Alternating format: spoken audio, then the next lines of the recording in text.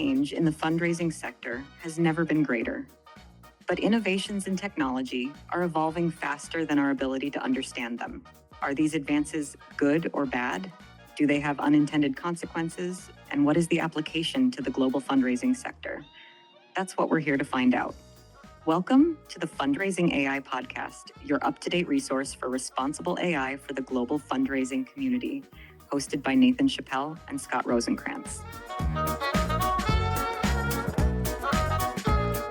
Hey everyone, we're back for another episode of the Fundraising AI Podcast. I'm Nathan Chappell. I'm here with Scott Rosenkrantz. We are stoked to be here today. Scott, yeah, stoked. Pulling that straight out of the 90s. I'm gonna like age myself. Did you use stoked when you were younger or no? No, but you were giving me crap for using jazzed for a while. Ooh, I mean, you weren't born in the 50s, so I don't know where jazzed came from. Retro, man. Everybody maybe you grew up hearing that from your parents. Yes. We're just so jazzed to go out to that new restaurant tonight. It's called Sizzler. We were at the donor search retreat and we had a client panel and somebody referred to donor search as bitchin'. That's a solid but phrase. we use bitchin' a lot. He was from California. So that the sounds 90s, right. The 90s in Southern California. I mean, it was the Tony Hawk era. Vans shoes were actually their headquarters, which is like this teeny little shack we used to go to, is where they started, was like, I don't know, 30 minutes from my house. It was just like super cool. Yeah, we had all the good words. I think like life those was are bitchin' back then. Bitchin'. Yeah. The Valley Girl era was, I lived like right near the valley. It was pretty awesome. So yeah, I was in third grade. I couldn't say that word. You were going to school like, I'm just jazzed to get this new homework assignment, teacher. Jazz hands and everything. I would really jazz hands. It's funny now, the juxtaposition is now I write articles about my chicken coop and lessons that I'm learning. I literally took the day off work yesterday and I don't know what it's called, harvesting. I think it's foraging, but I've been preparing thousands of black walnuts to it's a whole process. I actually took the day off yesterday. It was raining. I look like a crazy person sitting out there. I've got a cement mixer that I'm like, you remove the shell with, and then you've got to clean them, and then you bag them. They have to sit for 6 weeks. My entire garage is full of gunny sacks of black walnuts that have different dates on them. So guess what everyone's getting for Christmas? Black walnut? Yeah, it's bitchin'. Solid. Are you getting into maple syrup? Tapping trees? I have not, but you know what? I didn't even think about it. So you can tap a black walnut tree and have black walnut syrup, which I'm super interested about. That would be rad. I hear it's like 60 gallons of tap to make like a gallon of. I know. It's way more on black walnut trees. You've looked this up? Yeah. We really took a couple of tapping classes. You did not? Yeah. Oh my gosh. I've got to tap your knowledge for that. I gave you everything I learned. I have a couple maple trees right outside my door. And they're pretty big. So I've actually been thinking about that. And then, a couple of black walnuts. So we'll see. All right. So my life has changed a lot. I'll put you in contact with my buddy, Farmer Pat. All right. Well, good. I'm like obsessed with watching like farming videos and things like this. Like it's a whole new language. I'm just loving it. So we're back, actually, not to talk about walnut. Maybe we should just change this podcast and go into foraging. But farming AI. Farming AI. Actually, that might be more profitable. So good to be here. There's just never a shortage of things to talk about on the world of AI. I mean, last time we ended up talking, and I think I had actually heard from a couple of our listeners that we're talking a bit more about kind of society at large and the nonprofit sector at large, and how do we navigate change and all those things. Actually been pretty helpful. I mean, of course, there's always advantages of like trying new tools and talking about those tools. I shared with you this morning that I just downloaded Whisper Flow. It is amazing. I use voice. You know this. I started using voice to text like a while ago because Melinda Gates ruined it for me when a couple of years ago there was this article or an interview where she said the slowest thing a human can do is translate an idea from their brain down to their arms through their fingertips to these like synthetic keys on a keyboard that we've constructed. And it honestly totally ruined typing for me because I just thought, oh my God, this is like, I feel like a Neanderthal ever since then. So started using voice a lot, but voice, the accessibility voice, if people have it set up on their computer or the phone, it just sucks. It's like really slow. You're like, hey, do you want to meet for dinner? ... exclamation point. And then it like writes out the word exclamation point, the words. And I'm like, oh my God, this is so frustrating. So I found Whisper Flow. In fact, I found it because Allie Miller had a LinkedIn post about it. And It is contextual. So it's a large language model that is actually listening to your voice, and it is 99% accurate. Like, it's completely That's cool. changed like my interactions, and just free flowing, being able to either whether I'm writing a prompt or speaking a prompt or, working on an article. I'm like basically Joaquin Phoenix in the movie Her, where I just like talk to my computer. I see it. I mean, you're starting to look like him too. I definitely see it. The Great. thing that drives me nuts about, and because I'm not using Whisperflow, and this is not sponsored by Whisperflow, just for anybody listening. Right. I wish. Because I have a shortcut on my mouse where I can just start dictation, right? And like any window. And I'll start talking, free flowing, everything's good. And then I end it and realize it didn't capture anything. I'm like, what the hell did I just waste my time on? Yeah. Yeah. I will say I'm very skeptical that Whisperflow will make it, because as soon as Apple releases new Right. Siri, it's basically the same, right? So, but We have till 2035. Yeah, I know. When is is it ever going to happen? I just hate Siri so much. Q1. Almost Q1, every I think. conversation that I have with Siri ends with me, I hate you so much. Like, I literally was at the kitchen sink the other day and I'm like, hey Siri, blah, blah, blah. And then it's like, I set this alarm for you. And I'm like, I hate you so much. Like, I just can't, even if it gives me the right information, I just can't handle how dumb it is in this age. So You're getting profiled at like Apple headquarters. This is a very I hope peaceful so. person. I hope I am. I hope that would mean I'm going to beta test something new for them. It's like, give me something I can actually work with. So on the lines of esoteric and kind of thinking about big things in AI, I started reading a book this week. It was interesting. So I don't know if you read Super Agency by Hoffman, No. the creator of LinkedIn. I mean, it's a book that's entirely based on this very positive future. Like, it's AI is just going to solve all of our problems, and it's like very utopian. I took a divergent path, and there's this New York Times bestseller, which may be surprising, maybe not surprising. It's a New York Times bestseller because people like whatever. It's literally called "If Anyone Builds It, Everyone Dies." Why superhuman AI would kill us all. And I have to tell you, like, I'm pretty comfortable with like thinking about the future and like how things play out. And I actually think I'm a fairly strong realist when, with the promise and perils of AI, and I stay close with what needs to happen to envision a better outcome with AGI, artificial general intelligence, and artificial superintelligence. But this book, like, has me rattled, to be honest. Like, I would not encourage people to read this before bedtime. Like, this is definitely more of like, hey, I got some time on a Saturday and like, I'm just like kind of chilling out. It makes really want to ruin my Saturday. No. Well, I mean, yeah, probably. It makes some really valid points. And the points, to be honest, are the same points that you and I heard in Geneva, which is basically that, we're working with AI, and essentially Jeffrey Hinton described it as a tiger cub. And at the end of the day, you can put a leash on and you can like do lots of training. But to the end of the day, the core nature of that tiger will come out and it will become a tiger. You won't be able to control it forever.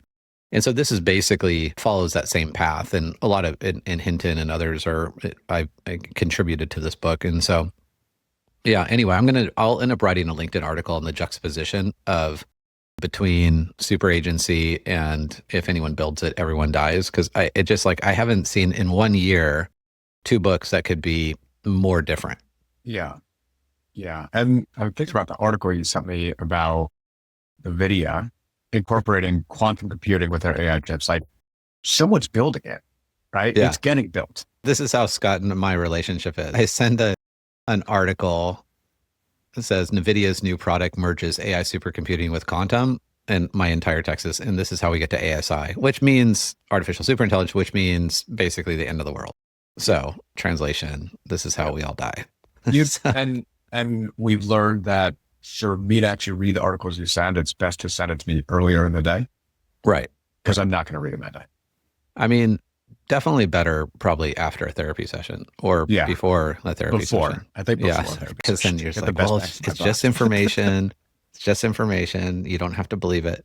No, it's so interesting. I started using this quote by Charles Dickens in a lot of my keynotes. I don't know if you've seen this in my keynotes, but the best of times, the worst of times, the whole thing, the passage. And it is so interesting because I was reflecting on that passage and realizing essentially what Dickens was saying is that when he wrote that was that politicians and pundits were basically just toying with people. Like, in one article is like, this is the best that's ever going to happen. And the next article would be, this is the worst that's ever going to happen. And politicians and writers. And it was a very confusing time for people to know actually what was real. I mean, when I saw that passage and I was thinking about it in context of today, I couldn't think of a passage that was more appropriate. Like, I mean, literally, like even in these two books by very credible people that are backed by lots of data and lots of science and lots of like interviews and all the things. I mean, they couldn't be more different. And I just feel like that's kind of where we're at. And I think it's for us to wrestle with that. And again, I think it goes back to the heart of what it means to be human in the age of AI. And it's like, if all that is true, it's like, if nothing is true, where do I find truth? Like, how do I find balance? Like, what is meaningful to me? What are my values? And how do I work and live in line with my values? And I just think there's, I mean, probably never been a more important time to do that, other than probably during Charles Dickens' time when it was the same thing. Yeah. We've both been having a lot of conversations to your point, just like, I mean, we know that AI is everywhere. It's omnipresent, ever present. You can't do a single thing for 5 minutes without bumping up against AI. How are people finding those connections, and how are people leaning into like what makes you a human and not just a tool, which is what AI is? Right. And so a lot of conversations, especially with nonprofit leaders, are like, you have a whole team of people looking up to you, right? And also a lot of pressure on leading your organization into this new era. You don't have to be the AI expert to do that, right? You just have to make it a comfortable position. You have to foster that. You have to nurture your team to give them the skills to learn. Because everything that we're seeing, all these articles from MIT and World Economic Forum, like what's most valuable moving forward is not hard skills, but soft skills, right? Emotional intelligence, curiosity, creative problem solving. Anybody can learn, right? Anybody can foster and strengthen that skill. All the other hard skills, you can just have ChatGPT do. I mean, at the core of that, when we're looking at change management and this idea that we started using this phrase, I don't even know how many years ago, remember putting it in slides that basically like AI moved your cheese and it's never coming back. Yeah. I mean, that's not a new concept, but that issue of change is so underrated in terms of its importance of success. And so I was doing some studying on this, and it turns out that only 20% of people out there actually embrace and advocate for change, where 50% of people sit on the sidelines. I think it was 50% of people sit on the sidelines, just like, I'm going to wait. And then 30% of people actually are going to actively work against change. And so to your point, those soft skills are in that EQ that is required by leaders to navigate a team for success. I mean, just this week, we saw Amazon lay off another 14,000 people. And they're just one of many that are, again, kind of on this perpetual right sizing. And, it's interesting because in Amazon's statement, it wasn't that this is just like a total reduction in force. In fact, they're going to hire a lot more people, but they are constantly realigning, and things that were mundane, things that were routine, things that could be automated, are essentially going away. And they'll hire more people that are more experts or have the skill set that will drive the more core competencies of things that AI is not doing. And so I think it's just, and some of those could be jobs that require tons of EQ, like just like very like intuitive type, relational type things. So yeah, I think it's just a really, really dynamic time. Yeah. And one thing that's still kind of keeping us as humans, the word coming to mind is valuable, but obviously I don't mean valuable, right? But like our competitive edge against AI is being in the physical world, right? But robots are coming sooner rather than later. And I probably sound like a crazy person, but I just saw, did you see that Neo X1, another $20,000 home robot that you can just train to do all your chores? Like, in 2 or 3 years, it's not going to be uncommon for these to be out and about. Yeah, in a couple of years. Right now, I read an article, someone who brought one into their home. They're still controlled by VR, and they're like and it takes like 5 minutes to fold a shirt. But I mean, at a certain point, it's just going to be highly intuitive and do all the things. And you're like, who wouldn't want that? Like, who looks forward? I mean, 0 minutes folding shirts. That's great.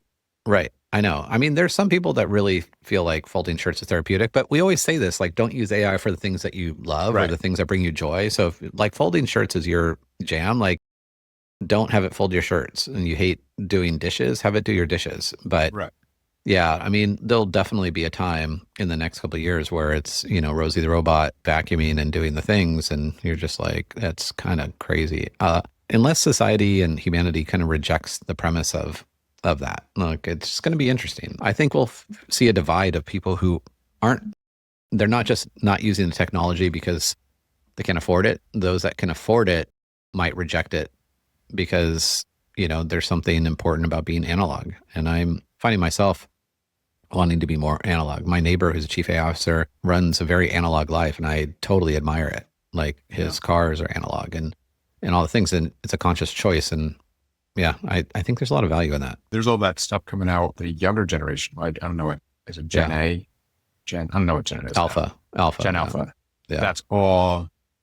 They're not buying into this. Like they want to, I know my niece is getting ready for college and she doesn't use it at all intentionally, right? Not because she's afraid or worried or doesn't know how to use it, but just like she wants to lean in on non-AI skills. Yeah. Yeah. And we saw the trend too. So my younger son, who just turned 24, he started listening to LPs like a couple of years ago when that started being popular. And the reason was, it's the most authentic kind of way of like transcribing a song into like, a record, and then to hear it without it being digitally mastered. And then even some cassette tapes. And it's just like, so we're seeing this yearning going back to like what's real. Because if everything is fast and synthetic and fake, and then, nothing's real.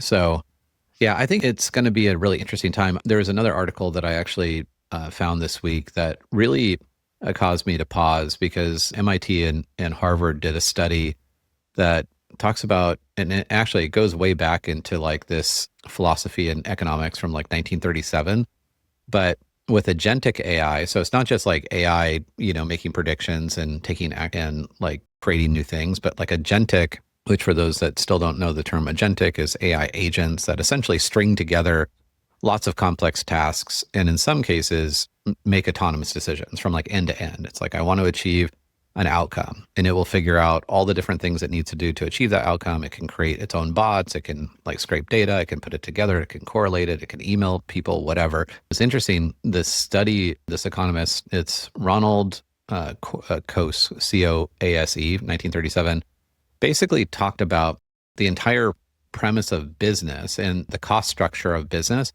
is all predicated on the things that you don't see. Like, how many people does Donor Search have or Virtuous have that essentially all add to the cost of our products? And a large majority of those things are coordination things. Like, so you have all these employees that essentially exist to like help coordinate, to like send a memo to this and analyze a memo and go to do this thing. And so like a huge portion of businesses today are based on essentially in the cost of business is basically on coordinating the work, not the end value of what you're actually charging for. Well, what happens when 80% of that coordination is then basically done through agentic, right? So you have two choices. Either you produce a lot more, right, and maybe keep your same cost structure, or in most cases, like the law of competition would say, like, I mean, if everybody's doing that, the cost of your product would actually come down. But otherwise, you're able to produce more efficiently and have higher ROI. Yeah, so I don't know. I mean, I'll put the study in the show notes. It's actually really, really interesting. It's called Demand, Supply, and the Market Design of AI Agents. And it just really is a new type of singularity that I hadn't thought about. And it's basically all the underpinnings or inner pinnings, if that's even a word, of business that people don't see, but that add to the eventual cost of what a product or service is at the end anyway. That's interesting. So speaking of agents, and this is not obviously the first time we've spoken about it, like they're here, they're just going to be more available, more accessible as time goes on. What resources do you, for those that know the term but haven't interacted with them yet, like what resources would you recommend? I know I have a few, but I'm curious about things that you go to learn new tools or learn about how to use them or best practices and all that type of stuff. Oh, yeah. So actually more on the learning side versus the tools itself. Yeah. I mean, gosh, I don't know. Like I'm still using LinkedIn for a lot. That's probably how something will like kind of pique my interest. I mean, my entire LinkedIn feed is basically AI. Like people are like, oh, didn't you know I changed jobs? I'm like, no. Like it would probably be somewhere so buried. I have no idea. I'd find out like 2 months later. Talked about it. Right. And I would- don't even see Ethan Mollick anymore. Like, it's just, I have so many like AI, like technologists and leaders in the space that, AI governance is like, so my entire LinkedIn feed is pretty much just all AI. So I'll pick up like this study, that's where I found it. Then I'll actually go to the actual study itself. And in this case, I took the study, I put it in GPT, and I'm like, help distill this down for me.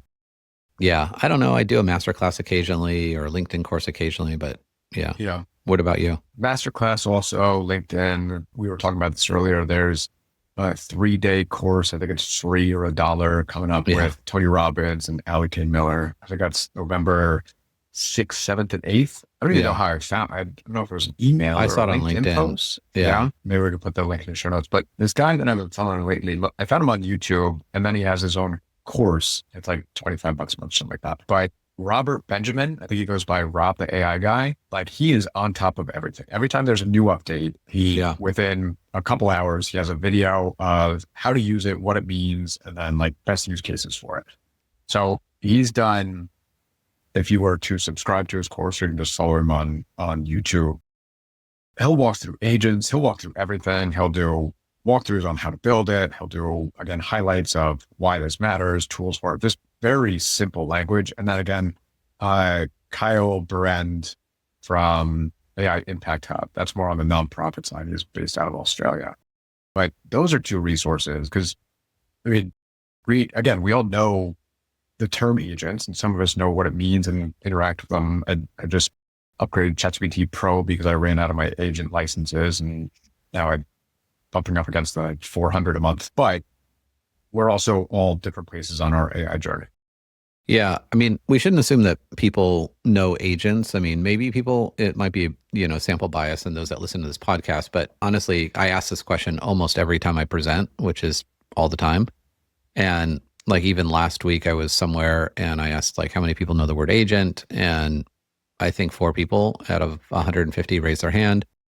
And it blows my mind, not that people are unaware of that. It blows my mind that Microsoft owns 50% of OpenAI, yet Microsoft Word still thinks agent is a typo. I can't get over that. I'm just so fixated on this fact that I go to Word and Microsoft Word, I type in agentic and it thinks it's a typo. And I'm like, you own 50% of OpenAI. Like, what the crap? And so aside that, I think we obviously live in this teeny little bubble. But for those that don't know, agents and agentic AI, which are one and the same, really is the next wave. And we really consider like kind of 3 waves of the technology, maybe 4, but they're all kind of like a little convoluted. But agentic is really the main path to getting to the next wave, which is AGI. And it's debatable whether the information explosion is probably before AGI, but it's essentially agents gone wild, where it's just like agents are just doing things at just like breakneck speed, and that information is basically doubling every few hours.